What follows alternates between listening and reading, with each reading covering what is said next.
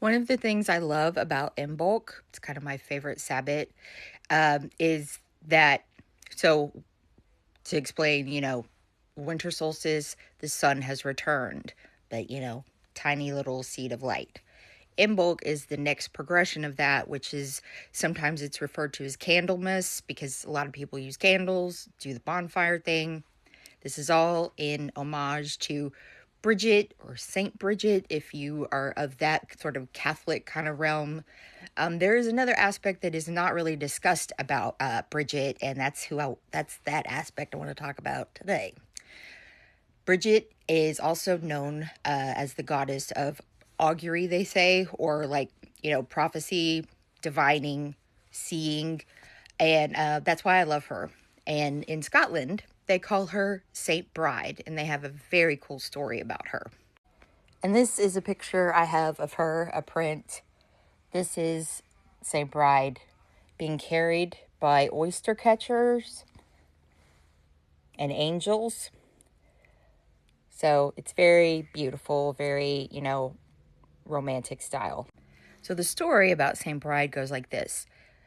As often myths do, and myths change, the Scottish people wanted some sort of representation of someone being there at the birth of Jesus, just like the wise men were. But they chose a woman. They chose Bridget.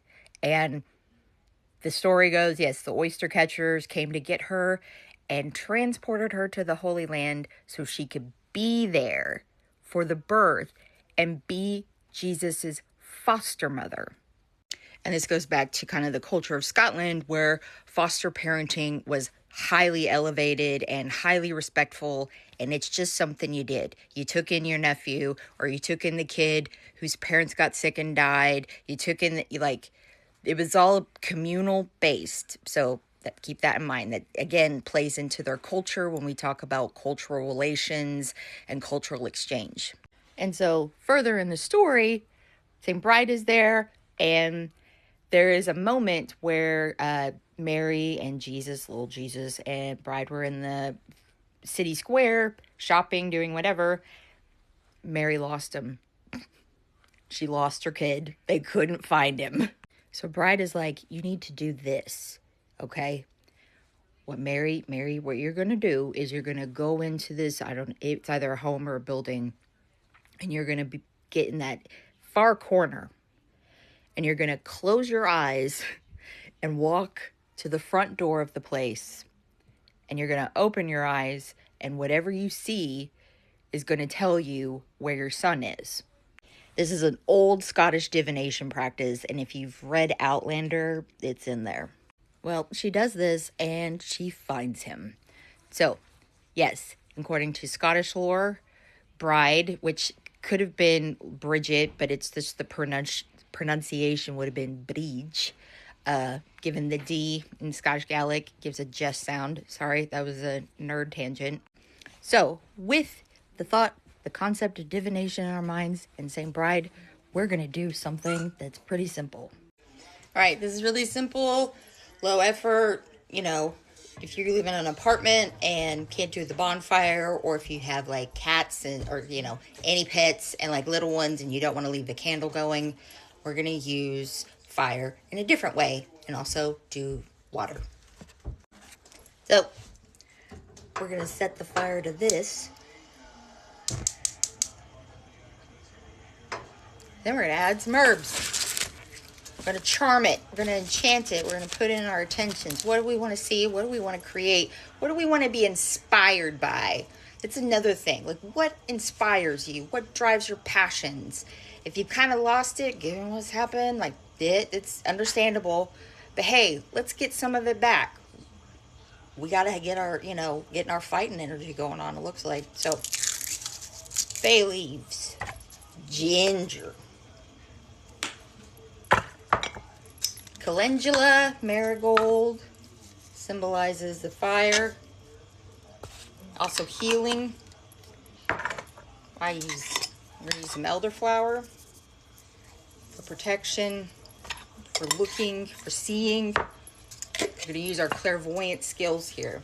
Yarrow, one of my favorite herbs for anything and everything. healing, divination, wish making, love, all kinds of stuff. And I'm going to use spikenard. Spikenard is kind of, it's interesting because you can use, it has like a kind of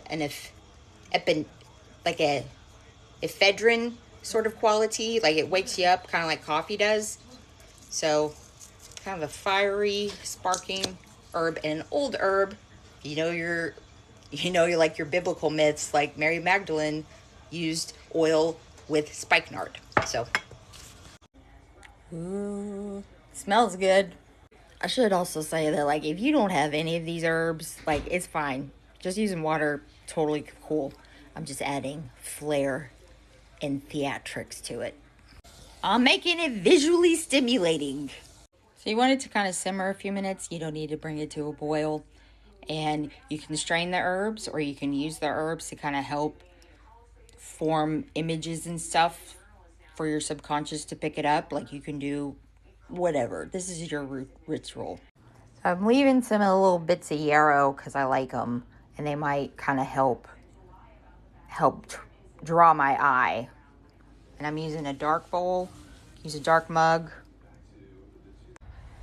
So, one good thing to know about if you want to develop your kind of clairvoyancy, a lot of natural sunlight helps. So I'm going to sit out here, use the hot steam, the dark bowl, and the sun to see what I can see. All right, I've been sitting out here for 5 minutes or so.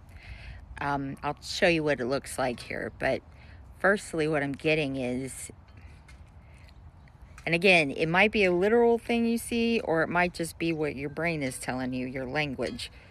And I got like I saw crescent moon with like Diana and a flaming arrow. So at first I saw kind of the arrow and the person holding it. And then I kind of saw kind of a feminized form of it. I saw like hair and everything. And like, I can see her pull back the bow. And then when the flowers started moving a bit, they started creating a bit of a crescent moon. And so to me, it's kind of telling me like, hey, the energy's right. You need to shoot. You need to go for it. The fire is there. You have the fire within you. You're focused. You know what you're going towards. So keep going, bitch. So yeah, let me show you. That way here. You can kind of see. There's a lot of like, you could say constellations. Now I can even see a chariot maybe. Look for archetypes, symbols, even like sigil kind of things that compasses, whatever it is. Just sit with it and see if it tells you something. Happy Imbolc.